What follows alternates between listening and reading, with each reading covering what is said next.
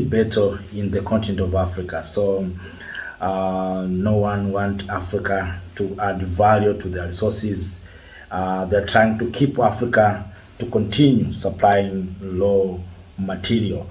As President Museveni said, better value additions in Africa refer to the ongoing efforts across the continent to process and enhance raw materials locally rather than exporting them in their unprocessed forms.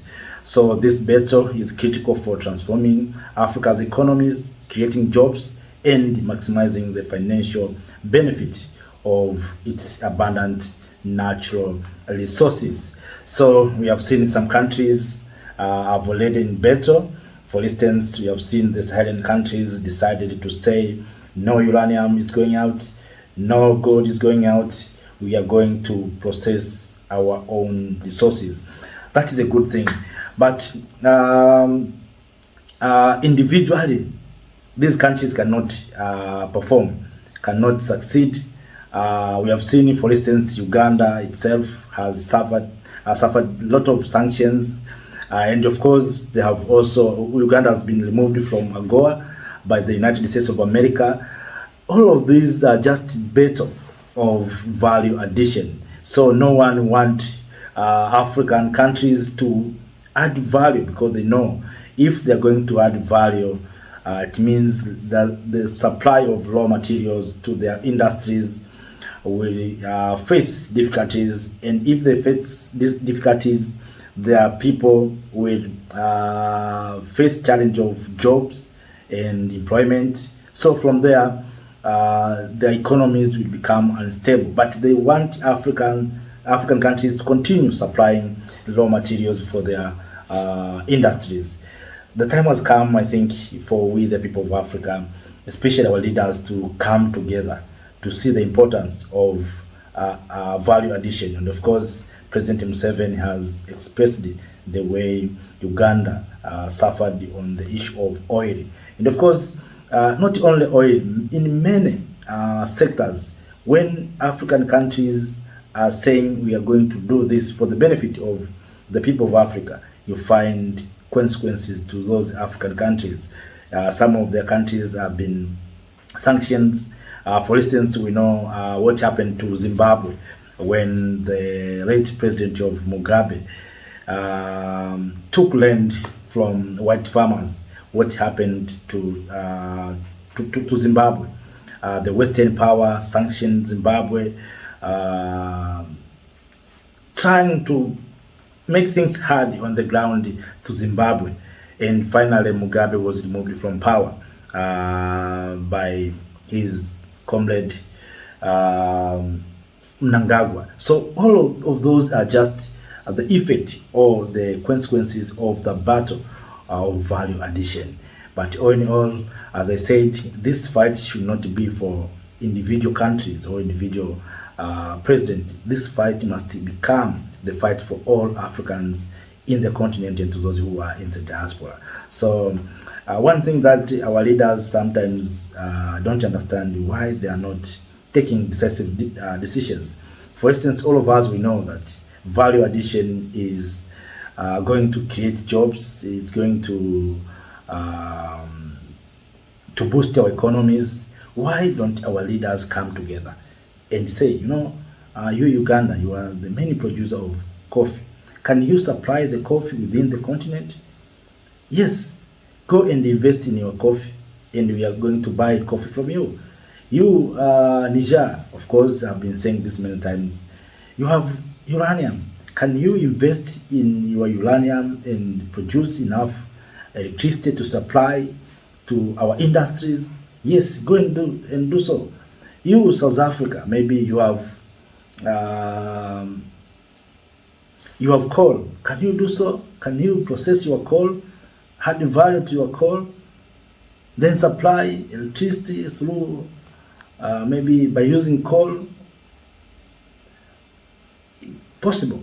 You, South Africa, you have chromium, you have platinum in Zimbabwe. Can we join and come together and process our platinum?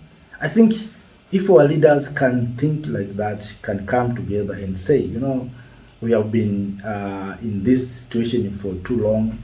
We have been becoming beggars. We have been disvalued and disrespected by others because we are not coming together. Can we come together? You know, and I wish even one day our leaders have to test, maybe for 10 years. Let us sign agreements that we want to unite for 10 years. Then after that, we disperse. Can we try even for 10 years? Let us sign a contract as Africans that let us maybe test, because we have living in this united for 60 years, more than 60 years. We have living in this unity, in divided condition for more than 60 years. But look, have you achieved anything? No. Still we are struggling. So can we try another 60 years to the United Africa? Let us try to unite maybe for 10 years. Then from there we can test it. You know, sometimes you wonder when people are talking about, you know, we need to invest in research, we need to invest in research. They think about research only on maybe animals, and research on agriculture, researches on maybe technologies. Yes, it's good, but let us also do research on unity, do research on coming together. So I wish our leaders must conduct research on United Africa. So how are we going to benefit from a United Africa? We can unite for 10 years, then after that we can come together and then trying to review. Have we achieved anything through our unit? If we achieved something else more than in the previous, then from there we can say maybe unity is important or it is not important. But today we are saying, we are talking only unity is important, but we are not implementing. So I think we need to implement the issue of the unity. And of course the youth have no problem. I have listening the leader of Burkina Faso, Captain Ibrahim Traore, talking about the issue of Pan-Africanism. He said very well that it's about our leaders who are afraid the Africans, because the people of Africa are already integrated. They will come together, they speak together, they share things on the ground, and you find some tribes found in one country and in another country. So we are one, of course. But the problem is these borders, these administrative borders. Those are just problems, and that's why we are not implementing Pan-Africanism. So to implement Pan-Africanism, I think we need our leaders who will take a decisive decision that we are living in this unity for more than 60 years. Let us go and live in unity for 10 years. Then do researches, try to find solutions on some challenges together.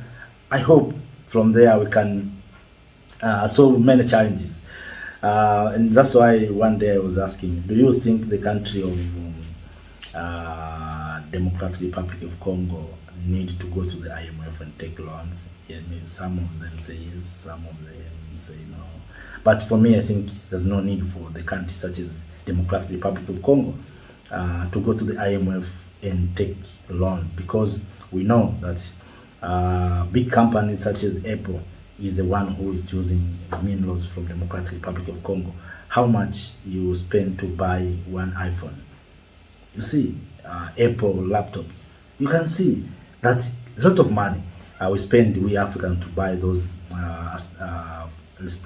accessories. But those resources are coming from us. So why don't we invest and put things well on the ground? And of course, that's why I've been telling the Congolese, my dear friends in the Congolese, brothers and sisters in Congo, that Congo will be at peace the day Congolese will decide to come together. Otherwise, if the Congolese think that the US, the France, or Belgium are the ones who are responsible to bring peace in DRC, they are lying themselves. So Africans, we need to work together, but we need also to have vision. To my dear brothers and sisters in Democratic Republic of Congo, come together with your brothers and sisters in DRC, come together with your brothers and sisters in Angola, in Zambia. in Tanzania, in Burundi, wherever, let us come together. Let us join our force, because this battle is not simple. We have seen some of our leaders lost their lives in this battle. You see, we have lost many of our heroes in this battle. So we need to be careful, and we need to understand the enemy and the reason why the enemy is on our doors. But all in all, those are just my thinking, but the aim is to share what the President of Uganda, Yoweri Kaguta Museveni, has said about the issue of the battle on value addition. But all in all of us, we have now understood why some countries are facing challenges to value addition. So if you are a puppet, you cannot add value, because those who controlling you will not allow you to do so. And that's why you see there's some sabotage and some destabilization in this continent. Why? Because those who want our resources want the stream of supply chain of raw materials to continue. When you try to cut off, they come after you. And that's what happened to many leaders in the continent of Africa. So all of us, we need to join our hands to come together to support our leaders, to support our people in the continent of Africa. Our leaders cannot do themselves. It needs all of us. It needs all of us, the people of Africa. So sometimes the problem is not our leaders. The problem is we who have been leading. We, the followers, we are also the problems. So we don't contribute better to our leaders. We don't advise them. We don't tell them good stories. Always we are trying to follow what the mainstream media are telling us. But all in all, we are with our leaders. We support them. We need to join hands and to support them to make sure that we are going to succeed in this battle. As the President of Uganda, Yoweri Kaguta Museveni, said, let us go and add value to our resources. Thank you.